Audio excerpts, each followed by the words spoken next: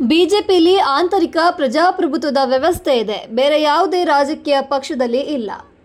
ಒಂದು ವಾರದ ಬಳಿಕ ಎಲ್ಲವೂ ಸರಿಯಾಗಲಿದೆ ಎಂದು ಬಿಜೆಪಿ ರಾಜ್ಯಾಧ್ಯಕ್ಷ ಬಿವೈ ವಿಜಯೇಂದ್ರ ಹೇಳಿದರು.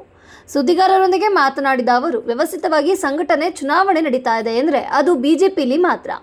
ಮಂಡಲ ಮಟ್ಟದಿಂದ ರಾಜ್ಯ ಮಟ್ಟದವರೆಗೂ ಚುನಾವಣೆ ನಡೀತಾ ಇದೆ.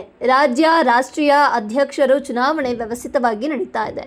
ಪಕ್ಷದ ಕಾರ್ಯಕರ್ತರು ಹೋರಾಟ ಮಾಡಿಕೊಂಡು ಬಂದಿದ್ದಾರೆ. ಕಳೆದ 1 ವರ್ಷದಿಂದ ಭ್ರಷ್ಟ ದುಷ್ಟ ಕಾಂಗ್ರೆಸ್ ಸರ್ಕಾರದ ವಿರುದ್ಧ ಹೋರಾಟ ಮಾಡಿಕೊಂಡು ಬಂದಿದೆ.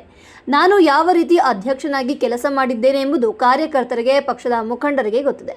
ನಾನು ರಾಜ್ಯದ ಬಿಜೆಪಿ ಅಧ್ಯಕ್ಷನಾಗುತ್ತೇನೆ ಎಂದು ನನಗೆ ಸಂಪೂರ್ಣ ವಿಶ್ವಾಸವಿದೆವೆಂದು ವಿಶ್ವಾಸ ವ್ಯಕ್ತಪಡಿಸಿದರು.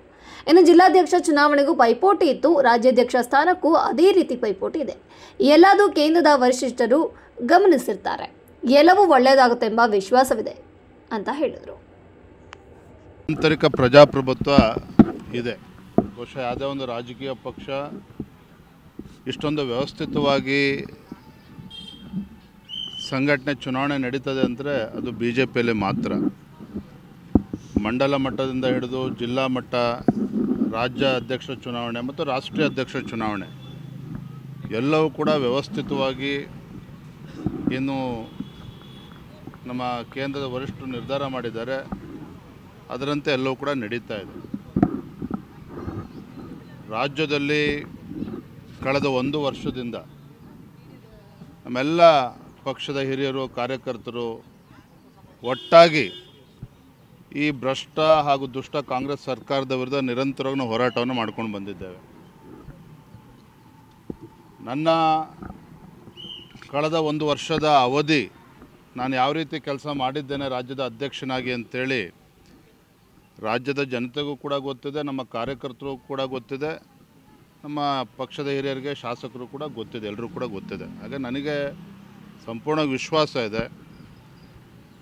ಎಲ್ಲರ ಸಹಕಾರದಿಂದ ರಾಜ್ಯದ ಅಧ್ಯಕ್ಷನಾಗಿ ಮುಂದುವರಿತೇನೆ, ಪಕ್ಷವನ್ನು ಬಲಪಡಿಸ್ತಕ್ಕಂಥ ಕೆಲಸ ಮಾಡ್ತೇನೆ ಅನ್ನುವ ಸಂಪೂರ್ಣ ವಿಶ್ವಾಸ ನನಗಿದೆ. ಸರ್, ಎಲ್ಲವೂ ಸರಿಯಾಗುತ್ತೆ ಅನ್ನುವಂಥ ಮಾತನ್ನು ನೀವು ಹೇಳ್ತೀರಾ, ಬಟ್ ಅಸಮಾಧಾನಿತರ ಸಂಖ್ಯೆ ಜಾಸ್ತಿ ಆಗ್ತಾ ಇದೆ. ಜಿಲ್ಲಾಧ್ಯಕ್ಷರು ಕೂಡ ಹೆಚ್ಚು ಪೈಪೋಟಿ ನಡೆದಿದೆ ಈ ಬಾರಿ. ಅದೇ ರೀತಿ ರಾಜ್ಯಾಧ್ಯಕ್ಷರ ವಿಚಾರದಲ್ಲೂ ಕೂಡ ಕೆಲವು ಹಿರಿಯರು ಅವರ ಅಪೇಕ್ಷೆಯನ್ನು ಕೂಡ ವ್ಯಕ್ತಪಡಿಸ್ತಾ ಇದ್ದಾರೆ. ಎಲ್ಲದೂ ಕೇಂದ್ರದ ವರಿಷ್ಠರು ಗಮನಿಸ್ತಾ ಇದ್ದಾರೆ. ಎಲ್ಲವೂ ಕೂಡ ಒಳ್ಳೆಯದಾಗ್ತದೆ, ಸುಖಾಂತಿ ಆಗ್ತದೆ ಅನ್ನೋ ವಿಶ್ವಾಸ ನನಗಿದೆ. ಎಲ್ಲವೂ ಏನೇನು ಡ್ಯಾಮೇಜ್ ಆಗಬೇಕೋ ಸಾಕಷ್ಟು ಆಗಿದೆ. ಇನ್ನೊಂದು ವಾರ 8 ದಿನದಲ್ಲಿ ಏನು ರಾಜ್ಯದ ಅಧ್ಯಕ್ಷ ಯಾರಾಗ್ತಾರೆ ಅಂತೇಳಿ ಉತ್ತರ ಸಿಗ್ತದೆ. ಅದಾದ ನಂತರದಲ್ಲಿ ಎಲ್ಲವೂ ಕೂಡ ಸರಿ ಹೋಗ್ತದೆ ಅಂತ ಕಾಣ್ತದೆ. ನನಗಂತೂ ವಿಶ್ವಾಸ ಇದೆ.